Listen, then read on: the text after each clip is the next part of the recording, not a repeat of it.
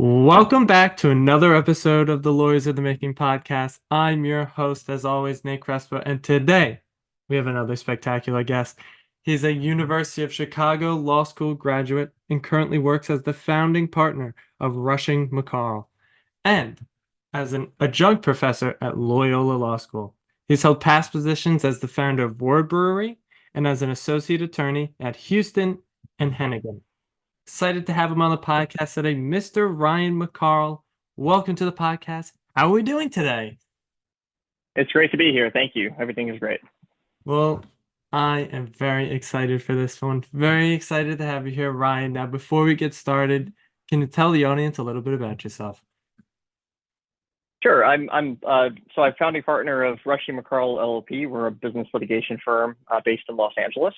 And before that, I was on the faculty at UCLA Law for 2 years, studying AI, the use of AI in the legal profession.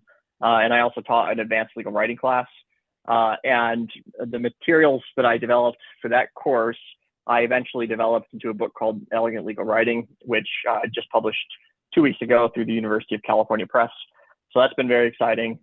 And then going back deeper into my history, I was a 10th Circuit clerk for Judge David Ebel, and I went to University of Chicago for undergrad and law school. I also did a master's at the University of Michigan, taught high school history for a couple of years between undergrad and law school. And and then somewhere in there, I also founded a language learning startup called Word Brewery, which you mentioned a few minutes ago, and that was on for about 3 or 4 years. I had that running. Well, we will get to everything that you just said soon enough, but we have to go back all the way to the wonderful year of 2008. I was 5 years old, and you're also I Wow. believe, the fourth person to have a book published on the Lawyers in the Making podcast. You're number 4. Great. Congratulations. Thank you. But go back, University of Chicago, you majored in political science. You were on the cross country team. I saw that you broke a school record as well. So congratulations for that. I know that's a very long time ago, but it's an impressive achievement. Uh, Well, so thank you. no problem, no problem. So you graduated in 2008. You end up going to the university. You started off at the University of North Carolina School of Law, but you took 3 years between graduating from college and then going to law school. So what went into your decision deciding to go to law school? Why'd you do it? So I was drawn to the law from fairly early on, but I didn't know any lawyers growing up. There were none in my family, and I didn't really know any. And so I wasn't entirely sure whether it was the right fit for me at first. It turned out to be kind of a dream vocation for me. So at first I wasn't ready to go straight through from undergrad to law school. I really needed to have the experience of having some full-time work experience, and I also wanted to try being a teacher. So I became a high school teacher for a couple of years. But what I learned when I was teaching was that the aspects of teaching that involve classroom management, which is a fair bit of it when you're teaching high school, is different from the aspects that I particularly enjoyed, which was really developing curricula and thinking about how to convey concepts that are difficult to explain and difficult to interest people in. And so that experience ended up helping me become a better lawyer, because it helps me. That experience of trying to earn the attention of ninth graders turned out to be very useful when it came to thinking about trial strategy and how to communicate with jurors. And it turned out to be very useful in giving me essentially the core themes of my book, which is all about really trying to write litigation briefs that judges want to read, enjoy reading, are motivated to read because they find them helpful, and so on. So the idea of compressing difficult topics into kind of bite-sized chunks is something that I've had going on as a concern for a very long time. That's also what I was doing with Word Brewery. I was a big fan of language learning as a hobby, and I wanted to develop a way for busy professionals to study languages one sentence at a time, and in a way that with the sentences being tailored to their particular current vocabulary level. And so that was it. All kind of is related, even though it's been in a lot of different areas. I've always been really at the center of it all. Has always been a love of learning, a love of teaching, and a love of writing and language. So obviously, I can tell just from looking behind you. The audience can't see it, but you have literally hundreds of books behind you, which I just love. That is like my dream to have all those books. Right now, I have a little crate. There's probably like 40 books in there. Oh, I Yeah. I don't want to say I love the aesthetic, but I love the aesthetic of it because you look like you Thanks. look like a well-learned man, and clearly your love of learning is showed through your bookshelf. But I Mm-hmm. think it's really important. First point you made was that you didn't know any lawyers before going into law Mm-hmm. school, and that's something that I've been through in my own life. Well, I haven't been to law school yet, and still uncertain about that sort of thing.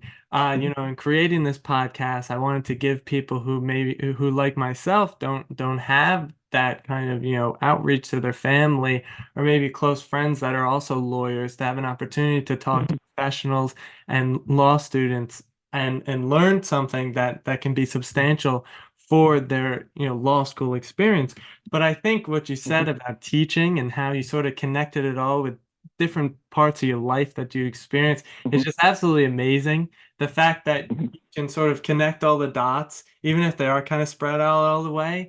I know in a lot of books and podcasts, I've read about entrepreneurs or listened about entrepreneurs Mm-hmm. or really just smart people that have ever lived.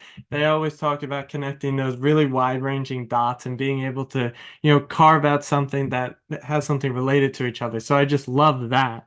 Also, 2 episodes ago, Ted Gomes, he also taught Mm-hmm. middle school, and he talked about the same thing about developing Mm-hmm. curricula and teaching people and taking complex topics and boiling them Mm-hmm. down into sort of those bite-sized, digestible information. So Mm-hmm. I loved everything that you said, but let's go to the first year of law school. Mm-hmm. People say it's intense, people say it's traumatic, people love it, people hate it. How was it for you? Mm-hmm. So I didn't have a great undergraduate GPA. I was trying to do everything at once. I was the captain of the track team. You mentioned cross country. I was a regular columnist for the newspaper.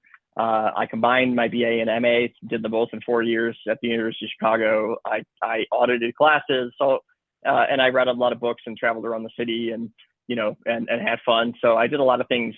And getting a perfect grade was not my top priority back then. So I needed a little bit of seasoning after undergraduate to try to experience having the discipline of a job, which is sometimes fun, sometimes not fun, often the latter. And that made a big difference for me. And then once the time came, another factor I should note is you won't remember since you were 5, but in 2008 and 2009 there was the big recession.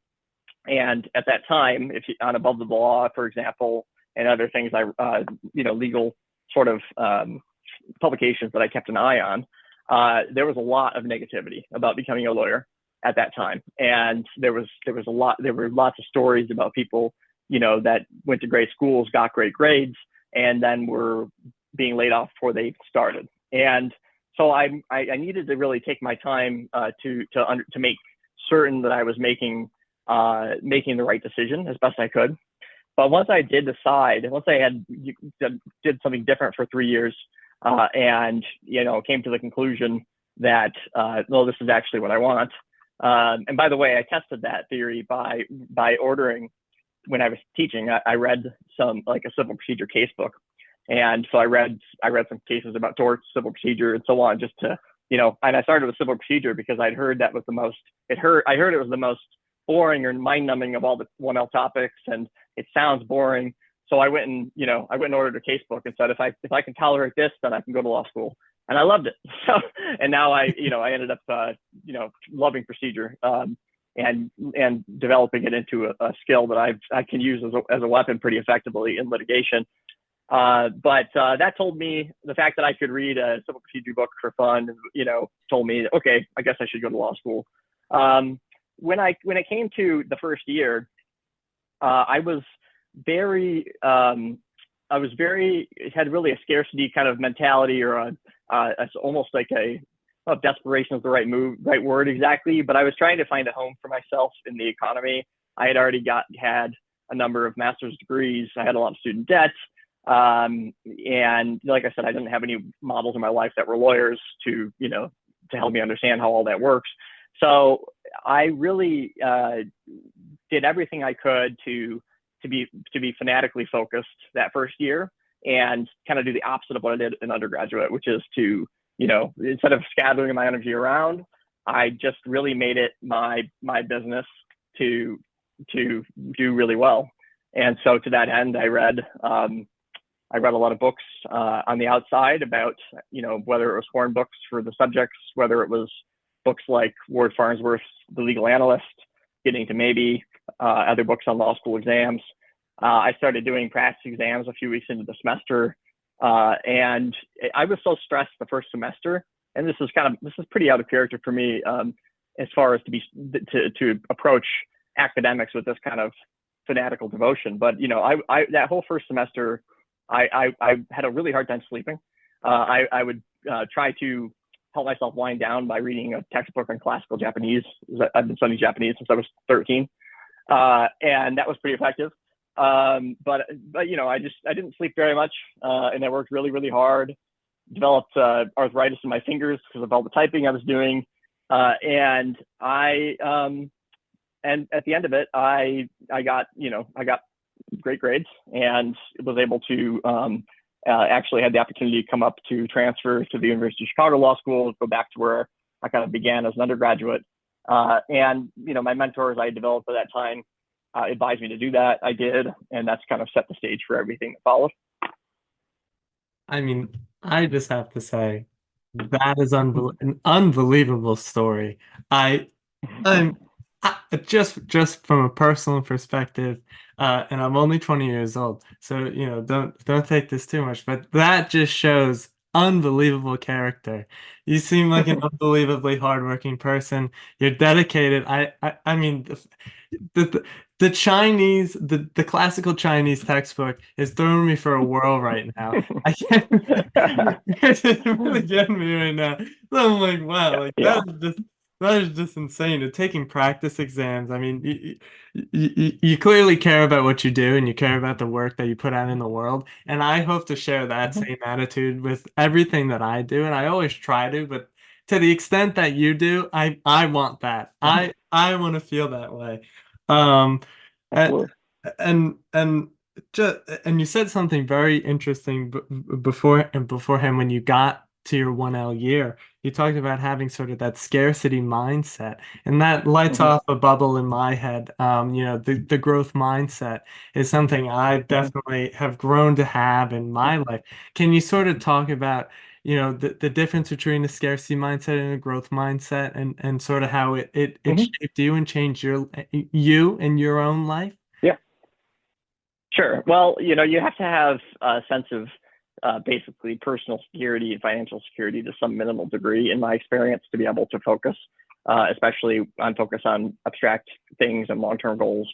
And so being terrified from the outset about getting a job and so on is not the ideal way to approach law school. It just happens to be the way where I was in my life. That's how it was my first year, until I realized, oh, actually, I'm actually very good at this, and I don't have to have the pedal to the floor at all times. I can kind of coast at a high speed, not coast, but work very hard without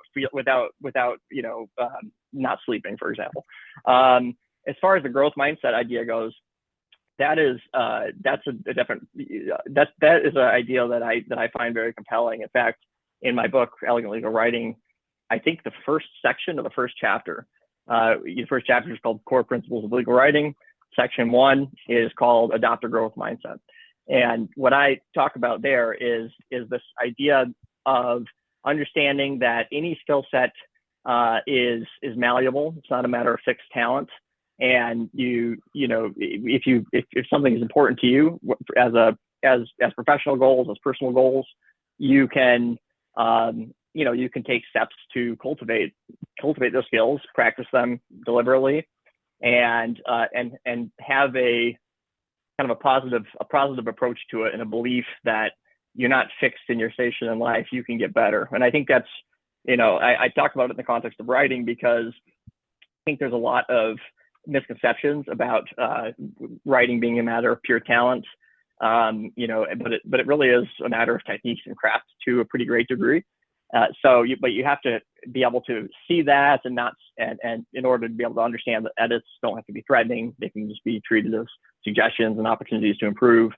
And to be able to understand that, even if, for example, you speak English as a second language, maybe you're going to stumble on certain idioms once in a while, but that doesn't have to be an obstacle for you, because what you can do at all times is cultivate the core ingredients, learn the techniques of craft, and cultivate the core ingredients that go into writing well, such as by reading a lot of good prose, thinking about rhythm, thinking about storytelling, thinking about the reader's attention span, and so on. So I really believe that people of any language background can, by adopting a growth mindset and then having a sense of what to do next, can really improve.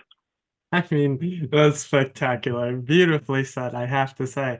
I'm grinning ear to ear because I always love to talk about the growth and the scarcity mindset. It's something I came across when I was a freshman in college, and it just absolutely changed my life. It changed the way that I think. It changed the way that I see the world.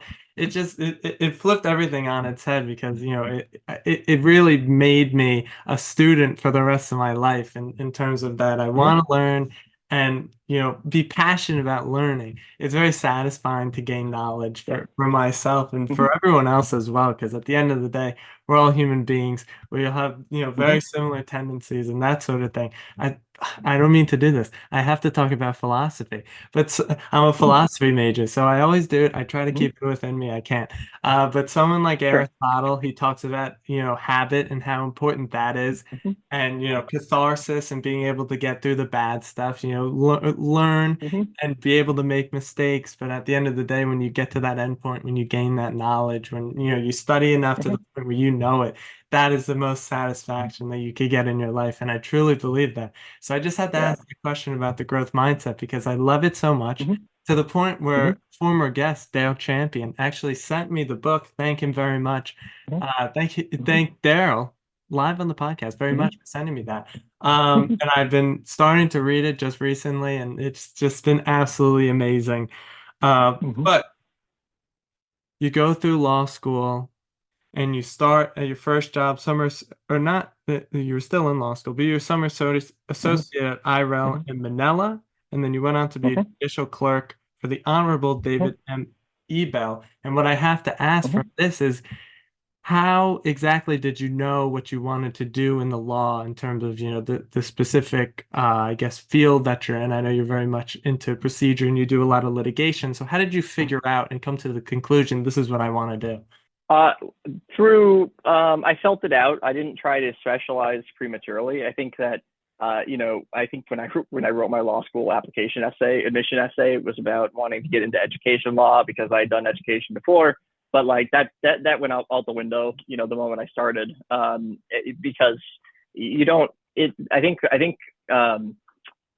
think maybe, at least I was, when I was an undergraduate and in that early 20s sort of headspace and life experience stage, I was thinking a lot in terms of majors and specializations, and it seems like everybody's specializing all around.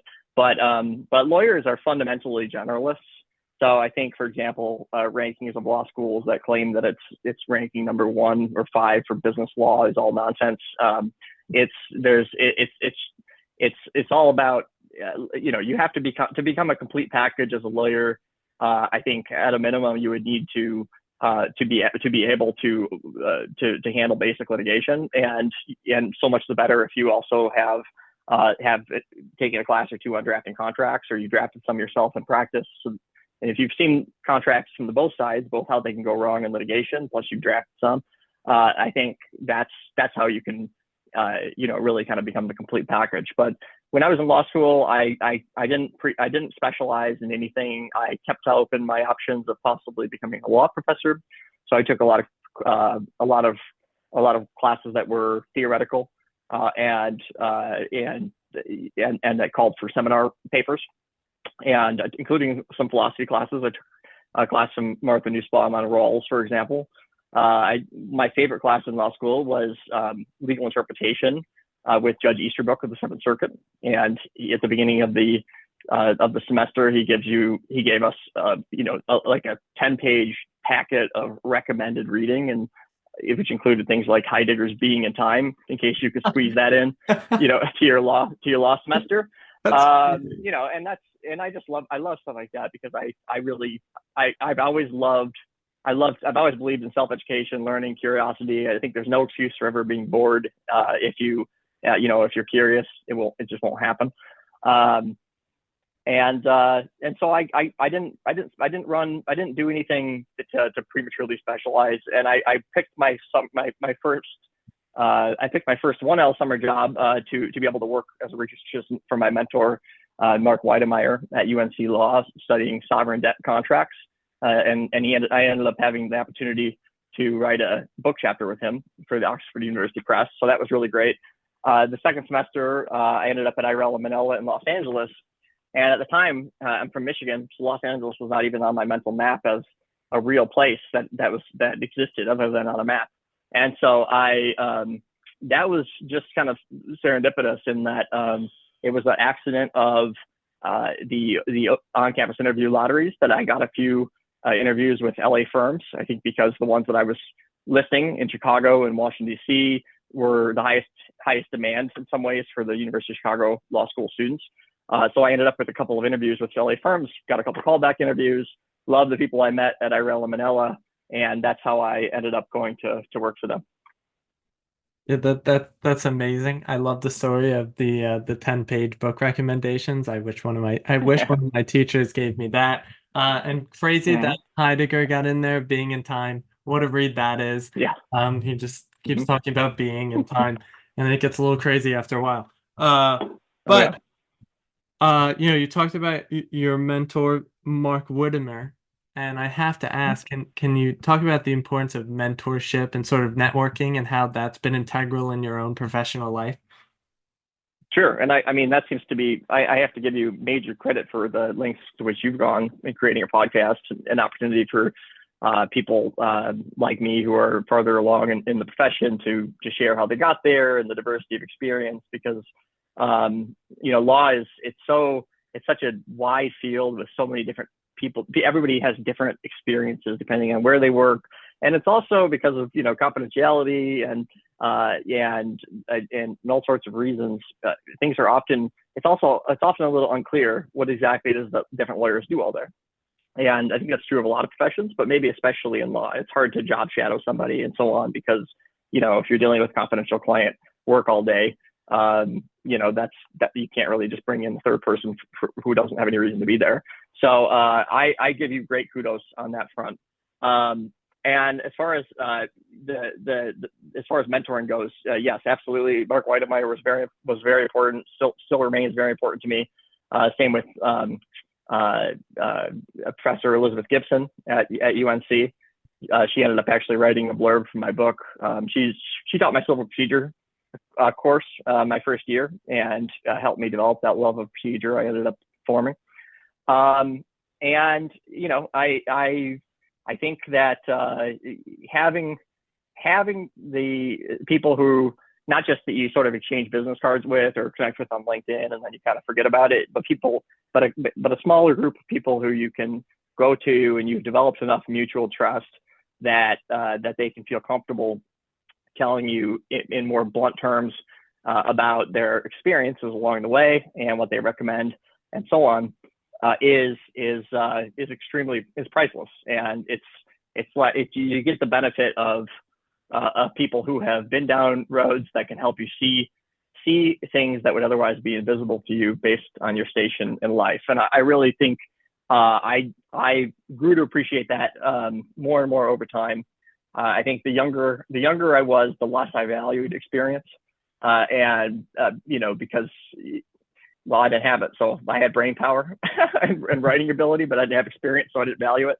But as time has gone on, I've realized that the importance of falling down and getting up, the importance of trying one thing and then pivoting to something adjacent because that's a better fit, and the importance of of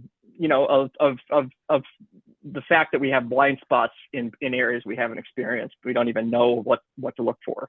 And a lot of lawyers that I talk to, and I see posting, on communities that I'm part of on LinkedIn, talk about reps or building calluses, and I think that's so important. I really think that when you start off as a lawyer, or really in any activity, but in the context of law in particular, you've never written a discovery request, you've never written a motion to compel, you've never written an opposition brief, you've never calculated complicated deadline based on court rules and court dates and so on. And, maybe you've never been overwhelmed and had to calendar things very stringently so that you don't miss any deadlines that are high stakes. There's all these things that, that are new, and you don't even know that they're experienced unless you talk to people that have gone through them and solicit, some advice and read and study and pay attention to gaps in your knowledge. It can all feel kind of overwhelming. But again, going back to the growth mindset, when you drafted that first motion to compel, writing the second one is twice as easy. And then it kind of works as a power law from there, and you end up being able to write them in your sleep before too long. And that's kind of how it goes with everything. Yeah, I mean, I heard you say reps, I heard you say calluses. I have to talk about the gym now. I'm so sorry. I love the gym. I go to the gym every day. It's an amazing thing. I always say when I think it was 5 years ago now when I first went to the gym with my brother for the first time. It was, I don't want to say the turning point in my life at all, because I feel like there's going to be a bigger turning point eventually. But I think it's one of those things that I always remember as, being, the start of the growth mindset, really. Really started in the gym for me, realizing that, if I lift this weight for a certain amount of reps and then I come in and do a bigger weight and get those same reps, my muscles are going to grow. And it's something as simple as that, where I kind of realize like, oh my gosh, like, this is totally just, this is what life is all about. In terms of learning, in terms of reading, just, these kinds of things compound. And I heard you say power law before. And that's something that, all the entrepreneurs I've ever read about, they talk about that a lot, that if you do something every day. I know this the one guy, I think his blog is Wait But Why. I think it's Tim Urban. He always talks about, like, he has like the big charts of, like, if you do something every single day, it will be like a certain amount of years. Like if you read 30 minutes a day, you'll read like 20,000 books by the end of your life. Something crazy like, but those little things, you don't really think about it in terms of, oh, I'm going to read 20,000 books by the end of my life. It's just like, oh, I'm just reading the book right now. So something like that was, just absolutely blows my mind every single time I see it. But also, implementing in my own life. And clearly you have very much implemented in your life wholeheartedly with all the books behind you. I can't stop talking about it. But I think as well, like even something as small as building a calendar every day, starting this podcast, with school and everything else that in the organizations I'm in, that was something I had to do in my life. I never made a calendar in my life, and I'm like, oh my God. So I literally, like, a few months ago, I downloaded Google Calendar for the first time. I'm like, I gotta start putting stuff in. Like, I saw like some scientific study. They said you can only have like 7 to 8 things in your head at once. So it's like I can't remember all this homework. Right.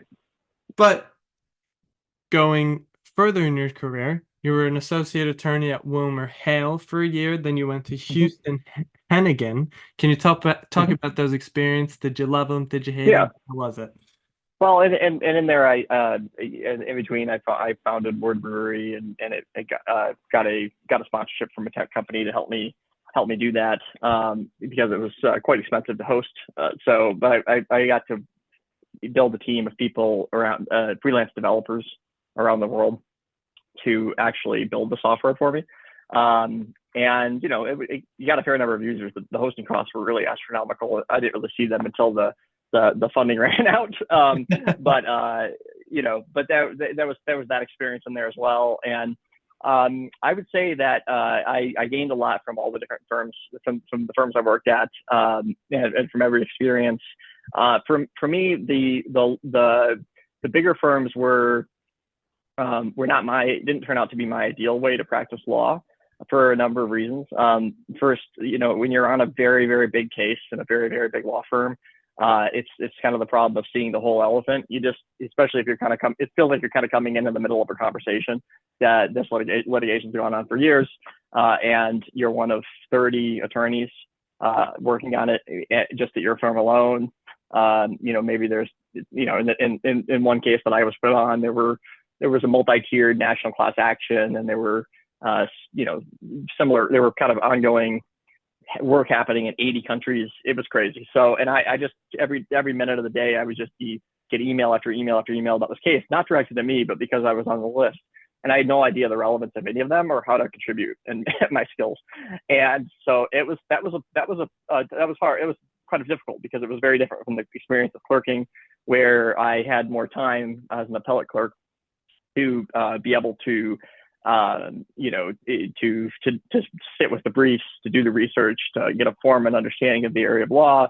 And then I had a pretty discreet and fun task of developing bench memos to tell the judge about the different arguments, and then help them understand the different issues and how they interrelate, and then make recommendations about how to decide the case, and then have ongoing dialogue with the court about that. And that was a very different experience than practicing litigation at a big firm. I don't think my experience at the bigger firms is entirely representative. I think that for the huge cases is sort of one genre of tricky thing that you can face as a young associate. The just kind of sense of floundering, I think, is fairly common. But it's different for everybody, and it's different for everybody. It's different for every firm. I love the people I worked with, and I learned a lot every day. And it's a struggle in a way that having more time to think about things, more time to analyze them, which is what I've been doing in the past. It was a very different feeling. So it took me a while to find my footing as a litigator.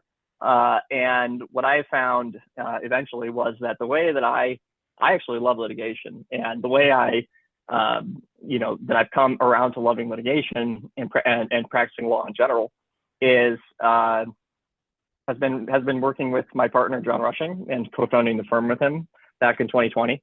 And he's an experienced trial lawyer who's just phenomenal in front of a jury. He's phenomenal at client contact, client management, at networking, at negotiation. He's very extroverted, and we just complement each other very well, because I'm more of an introvert who likes to write. I like doing oral arguments too. I like doing depositions, but for him, that's just where he absolutely thrives.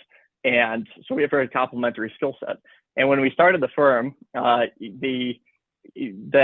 having the responsibility of carrying matters from start to finish, big or small, is a very different feeling than what I had experienced in a larger firm where I was part of a huge team. And I also was important for me, it turned out, even though I wouldn't have known it at the time at first, that being at the top of the hierarchy was important for me, because I had, I just wrote a book about legal writing, it's gotten a lot of positive buzz from people all over the profession. And I know a lot more about legal writing than I did back when I was a young associate. But even then, I had done a lot of writing and a lot of thinking about writing, and I had strong beliefs about how it should be done. And so to have things happen like I had, like when, I was supposed to kind of implement somebody else's ideas, which were kind of nebulously formed, because sometimes the ideas only come out in the writing. And then when you produce the writing, well, that's not what I had in mind, right? Or you might have another experience where you write something that you think is the best argument, and then it's just completely rewritten by 5 layers of hierarchy above you. These are experiences that I think are completely normal in big firms, and they're not exactly hardships or anything. You're getting paid well, you're learning a lot, et cetera. But I didn't love that in the same way that I love having ownership over my litigation practice, and the ability to have things done the way that I like them done, and the ability to know my clients and know how important the litigations we handle are in their lives, and why it matters for me to sometimes stay up all night, for example, to finish a motion, because I have now a much more salient understanding of the state. So from that, I just have to say first, I think it's an important point that you brought up, having control over your cases and being able to sort of produce the work that you want to produce and be able to see the outcomes that will be produced. In the big firms, you don't have the as much autonomy over what you could really do. But I think as well, you brought up the important point is, having that sort of personable relationship with your clients. And it goes back to the law being, as I found it out, a very human thing. There's a big human aspect to the law that I think a lot of the times, well, I've never been to law school, but from what I've heard, it kind of gets thrown out the window. You kind of forget about it because you get into the weeds of the cases, you get into the weeds of the case books, you get into reading rules and the statutes and the precedents, and Right. and you forget that, there's people out there that you're representing. And I think it's a really important point because it goes back, you got to have good soft skills, be able to speak to people, be able to talk to people. And I think that was just a very important point. But I have a Yeah. crazy two-part question here because I need to know. Sure. So you obviously started your own firm, Rushing and McCarl, but you also founded Word Brewery. So can you talk about I guess, the similarities and differences between starting a tech software company startup and starting a law firm, and maybe the difficulties that came from it? Because I'm super duper interested. Yeah. Sure. Yeah, well, and it's interesting, because with Word Brewery, with a lot of, obviously, as you know, most startups, quote unquote, fail one way or the other, right? And most startups don't ever receive funding, or don't have exits, or don't acquire the user base they want, whatever the reason is. This is just the normal thing. It's easy to say in the abstract. It's another thing to be the entrepreneur who is among the 90% of, in the statistics, who at the end of it is not Mark Zuckerberg, but is shutting it down and feeling bad about it. And but it's hard to see in the moment there, when you have to let something like that in your life go and pivot, that it has, that it was worth it anyway. But it 100% was worth it anyway, because of what I learned in so many different ways, including about managing a team and managing a large project. And so that's not something that I would have, all the work I did when I was building Word Brewery, as far as studying how people learn and thinking about, things like user experience design, user interface design, gamification, how to encourage people that are busy and language isn't the number one thing they do, how to encourage them to nevertheless, read a couple sentences from the Italian newspapers, every day to build their vocabulary. All that stuff turned out to be valuable one way or the other, and a lot of it informed my things that I write in my book quite directly, even if I don't mention it explicitly. But a lot of what I talk about with respect to earning people's attention and holding it, and being useful, is stuff that I learned through that experience. And then you asked about the law firm side of it. And so when I built Word Brewery, I did it with the help of primarily a few programmers in Ukraine, but at different times there were up to 10 people around the world helping me. So there was somebody working on it 24 hours a day, one place or another. And I've just managed them all through Slack, and used project management system to assign tasks and track them. And that's exactly what I do now. So we have a dispersed team where we work mainly remotely, and we communicate mainly on Slack, and that is, we also do Zooms all day. We see each other in person a couple times a week. But that whole way of doing business as a law firm, I think, is quite unusual for people still. And for me, I was prepared to implement those systems and knew it could be done, and had a vision of what it would look like, because I had done it with the language learning startup. So it turned out to be plant a seed for useful skill set later that I would never really guess, because you mentioned just starting to use a calendar. I probably didn't use one very effectively when I was 20 either. But running an organization or running a big project, not to mention your own life when things that you deal with as an adult are it's tricky. It's all tricky. It's all a set of skills that has to be learned, and everything you do in life and every experience you have, you can build one skill or the other if that's what you set out to do.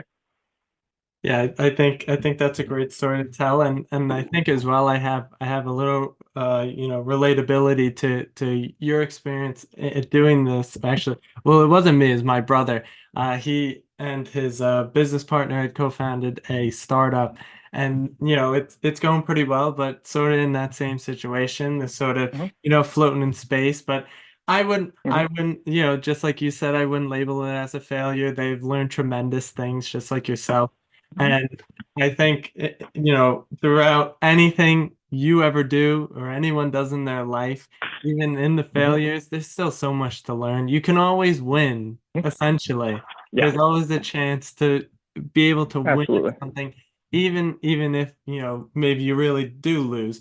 But at the end of the day, I think it's great to explain that experience, and I know they actually had a couple people around the world as well. They had a couple people in Pakistan Mm-hmm. who were helping Mm-hmm. them doing some web design and some visual stuff. Mm-hmm. And I think going back to what you sort of learned with Word Brewery, the way people act and the way people function, and the way Mm-hmm. they're drawn to things, sort of that gamification. I know Mm-hmm. someone who talks about that a lot is Mark Mm-hmm. Andreessen. I don't know if you've heard of him, but he Mm-hmm. talks about Yes. systems and how they're built, and incentives, and when you incentivize the sort of thing, you get the outcome from that. So that made me think of Right. that. And I love him so much. He's one of my Mm-hmm. favorites. Um, Absolutely. Mm-hmm. but you're also you're also an adjunct professor at Loyola Law School, and Mm-hmm. you were a Pulse Fellow in AI Law Mm-hmm. and Policy at the University of California School of Law. Now, I have to ask, I'm very Mm-hmm. much into AI. I've been using Mm-hmm. ChatGPT since freshman year of college. I like it. I like it a lot. I don't know how Mm-hmm. you feel about it. But I have to Mm-hmm. ask, in what ways have you, if you have, if ever, have you integrated AI into what you do on a daily basis, or even for your, law firm? Sure. I do subscribe to ChatGPT Plus, and I've experimented with some others. Haven't gotten into any others as a regular user. I don't use ChatGPT for the law practice, but I do use it for various little side projects or hobbies.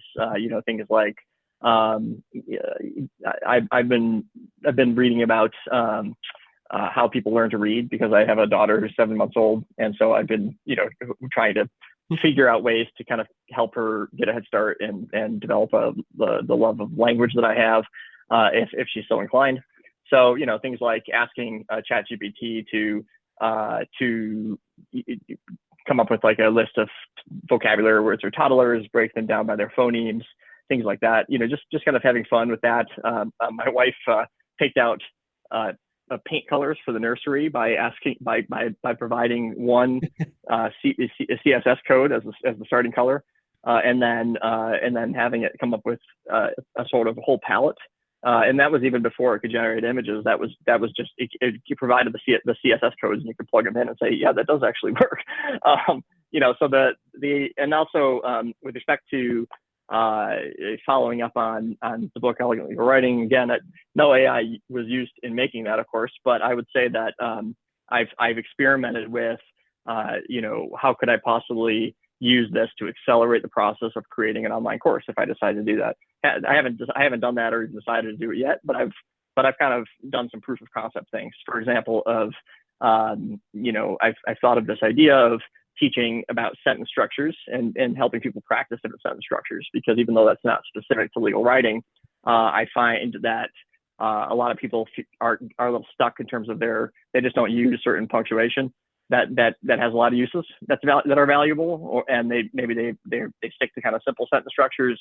And so I've thought about ways to kind of teach people, give people experience, reps again of writing in different ways. So I just for fun had ChatGPT generate exercises that do that. So I don't think that it's made that, none of that is stuff that's particularly practical. But in terms of law practice itself, I've used Case text. Case text is I've liked for a very long time, including before they developed their most recent kind of iteration of AI work. But generating summaries of documents can be very helpful because you don't you're never going to trust the summary if you're a good lawyer, but it can tell you where you're likely to find something in the document, and you can give your general picture of whether the document's likely to be helpful for you. So doing a bunch of case summaries is very helpful. I think AI software that can be used to find cases through natural language it makes a big difference. I wrote a large review article about that, some other issues on AI a couple of years ago. But the idea of treating cases as points in hyperdimensional space, points on a graph, essentially, so you can find analogous cases, not by the old-fashioned way of using, Boolean search queries of this and that or that, but rather simply talking about the case in natural language, and then having the program turn that into a string of numbers called the vector, a feature vector, and then having it find cases that are mapped in a similar place on the coordinate plane. I find that to be incredibly powerful and interesting idea, and I think it's extremely effective. And I think CaseText has done a good job with it. That's why the founders were able to sell it to West for a lot of money. Well, that's great to hear, and hopefully people will take those recommendations and use them for any of their law school or legal needs, as I would say. But let's talk about the new book, Elegant Legal Writing. This is your time. The shameless plug is here. Plug it up. Sure. Well, Elegant Legal Writing is about how to write briefs that judges find easy to read and want to read and enjoy reading. It's fundamentally, the basic premise is that when you're writing for people who are reading your work out of duty, rather an obligation to do a job and not because they choose to, then that's a different set of constraints that you have to keep in mind as a writer than when you're doing creative writing. I've done creative writing too. I've taken creative writing classes. I think it's extremely valuable even for legal writing. But the fundamental mindset of are you writing for self-expression? Are you writing for art's sake? That is different than writing for litigation. Litigation writing can learn from all the craft techniques that people have developed in fiction and nonfiction.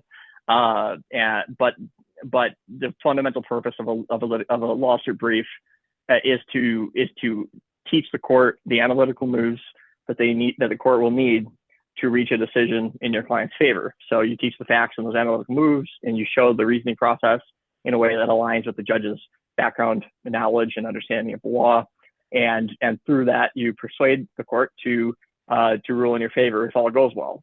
But a lot of briefs, in my mind, don't actually get very far off the ground on that front, because in order for the court to be persuaded, they have to understand what you're saying. And in order to understand what you're saying, they need to read the brief.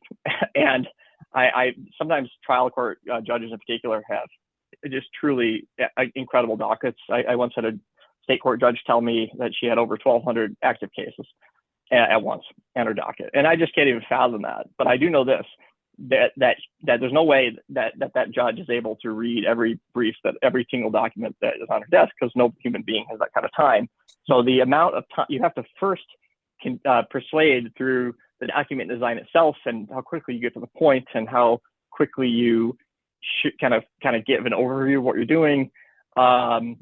You kind of have to initially earn the judge's attention, just like I had to do back when I was teaching ninth graders. You have to first earn the judge's attention and make it clear that you're going to be helpful, and that the brief you're providing them is going to be an effective roadmap for the ruling that you want them to reach. So that's what the brief is. Then the book itself, with that kind of mindset or philosophy underlying it, shows through practical examples, techniques that can be used to make your briefs more readable, easier to read, clearer, and more likely to be read, because they're also aesthetically pleasing. So if you are listening to this podcast right now, you are required to go get Ryan McCarl's book, Elegant Legal Writing. It's out there. Go find it. Now you have to buy it. I'm just saying, it's the price you pay to listen to this podcast. But I have my last three questions here, but actually I'm gonna add Mhm. I'm gonna add another one now. I usually do only last Mhm. three questions. I have to add another one because you got so many books Sure. behind you. Can we have Ryan McCarl's official book recommendations on it live on the Lawyers in the Making podcast? It doesn't have to be about law. It could be about anything. Mhm. Just your favorite books ever. I need to hear them so I can write them down and buy them when I'm done with this podcast. Yeah. Oh, that's a great question. On literature, my favorite book is East of Eden by John Steinbeck. Steinbeck. That's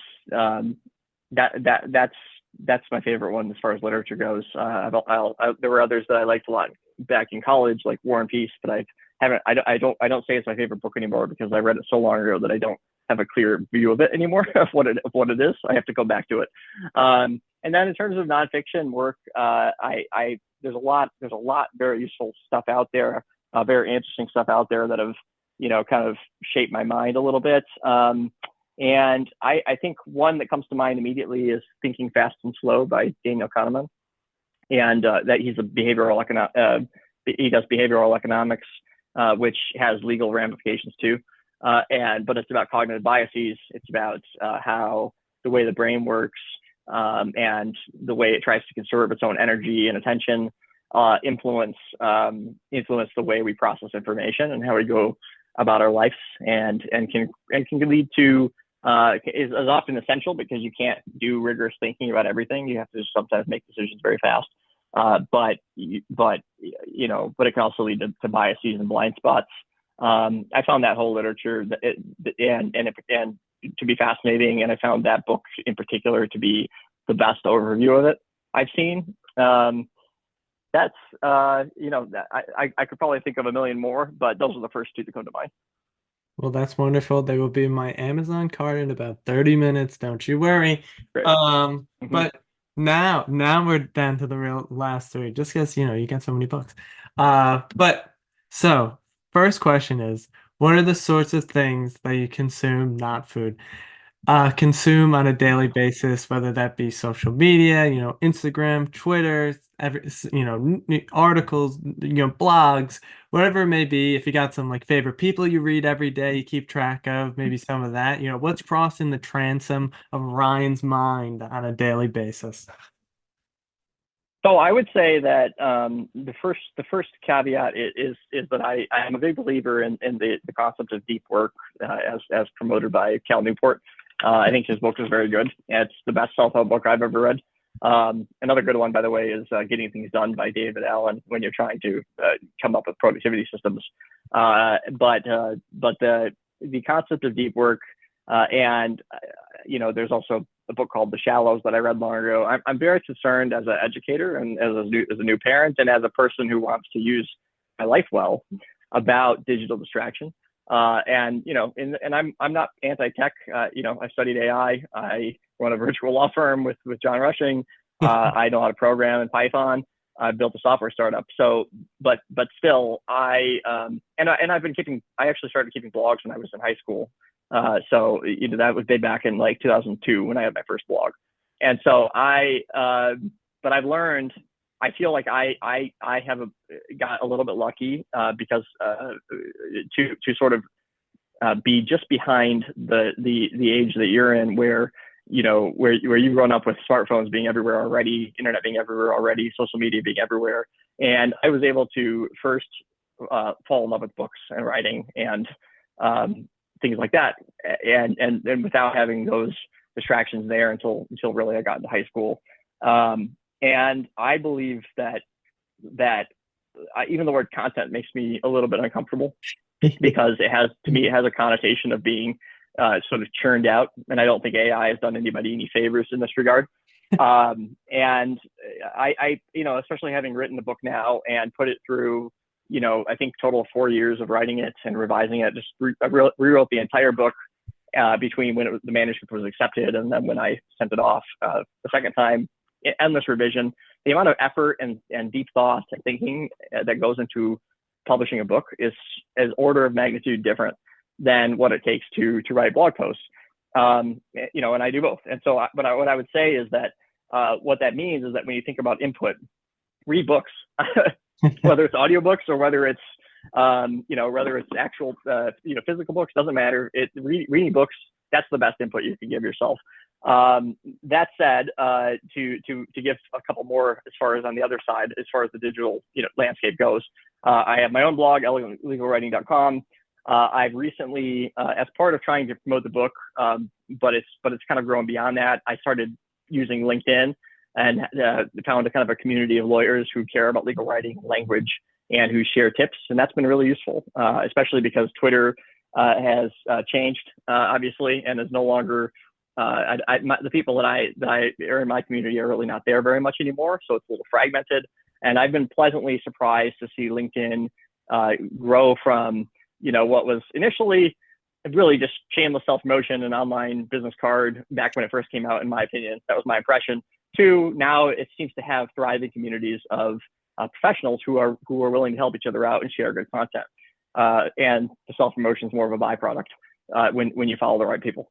So I think LinkedIn is good. As far as what to read, I'm a lifelong fan of Tyler Cohen and his blog Marginal Revolution, which I think I've been reading since high school. And he's a polymath. He's an economist at George Mason University. But he also just reads about everything and reads very fast and has a lot of interesting things to talk about. Eugene Volokh, a law professor at UCLA, former colleague of mine, he actually wrote a blurb for my book. His blog, The Volokh Conspiracy, has been around since I was in high school, and that was my first exposure to law. And so it was kind of wild to be briefly on the faculty with him at UCLA. Also there's a blog called The Marginalian, formerly called Brain Pickings, that's really about just little tastes of culture of things like what John Steinbeck wrote about in his letters, that teaches us something about his creativity process. So it's almost like it dovetails with all the different productivity and self-help type of content that's out there, but it goes beyond what was written in the last 20 years, and it goes in places you wouldn't expect that to be found, like musings on creativity in centuries old letters by great writers, things like that. So that's what I would suggest as far as good things to read. And I'll just say one more in terms of the law. When I was in high school, again, I actually listened to Supreme Court oral arguments on Oyez, and listening to great cases, cases that interest you, famous cases in the news that attract your attention, and listening to the advocacy before the Supreme Court is a great way to quickly get exposed to a lot of legal thinking, and really just hear some advocacy as art, because to be able to regularly argue before the Supreme Court, you have to be very, very good. I'd have to say, I used to call that a weird question. You've absolutely hit it out of the park. Oh, that is amazing. All the recommendations. We got the second Cal Newport deep work on the Lawyers in the Making podcast. Second time was recommended. First time was Ernie Sevenson. He dropped that. So that was the first time I heard about him, but this is the second time now.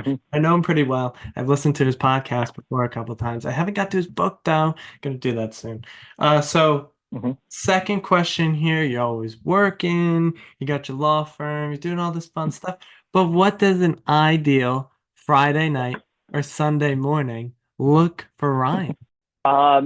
Before last June, it was different than what it is now, because when my daughter was born last June, it changed the way I want to spend my leisure time in a way that I didn't predict, didn't really understand till she was born. But I think a group outing to happy hour, sometimes the three of us, my wife, my daughter, and myself, will go out to something called Toddler Happy Hour nearby, and we'll meet two friends of mine who actually went to University of Chicago Law School and are now lawyers here in town, and they'll bring their two babies, and so we have and it's just a bunch of people in there ranging from their 20s to their 40s, with children in tow, and you can have a beer, and you can you can hang out with the kids as well. That's nice. And then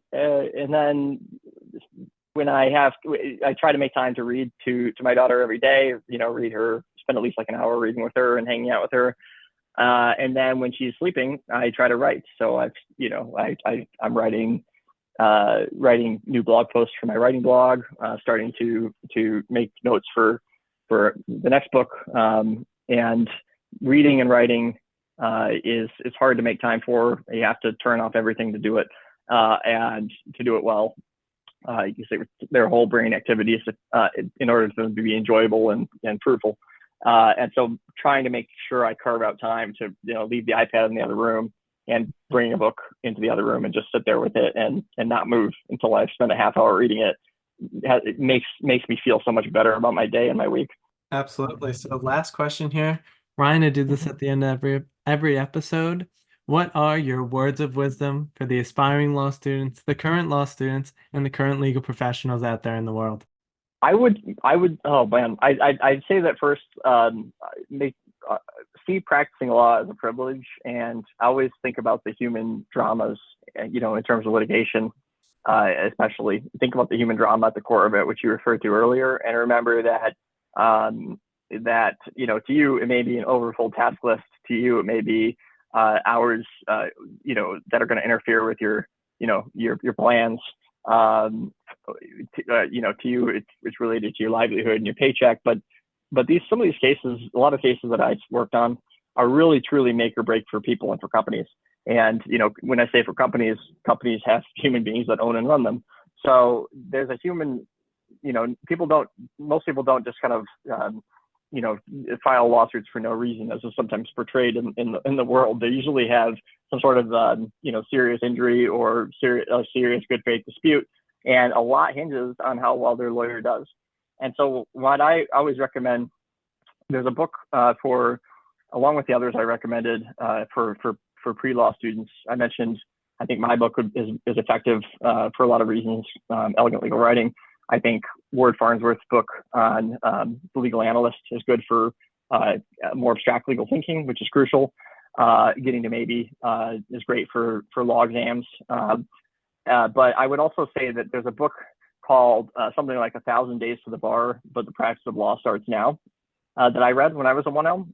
And I found that very useful for my mindset. It's really to think about the difference between you really trying to learn how some principles of procedure and evidence law, as opposed to just kind of getting a superficial understanding, will over time just help those little decisions like that you make really starting in law school onward can just like what you mentioned Aristotle. It's like being in the habit of depth, being in the habit of self-improvement, and just seeing yourself as you're entering a profession where it's a privilege to be able to help take off of your client's shoulders these burdensome disputes, and you want to go kill it for them. It's not just a job; it's a calling, and it's a privilege to be able to do it. We don't know how to do math or science, so I'm useless with my hands. So therefore, this is my opportunity to participate in the world and actually be useful. And it's a privilege, and I want to be really, really good at it. And I've had that mindset and that focus on law really since I started law school, and that level of investment in my own legal mind and my legal skill set over time has made it fun for me to practice law and enjoy my work. It's no longer a strain. It's stressful, but it's worth it. Oh, Ryan, that's spectacularly said. But that's the podcast. Ryan, thank you so much for coming on. And for everyone out there listening, thank you for tuning in. And I will see you in the Thanks next for one. having me.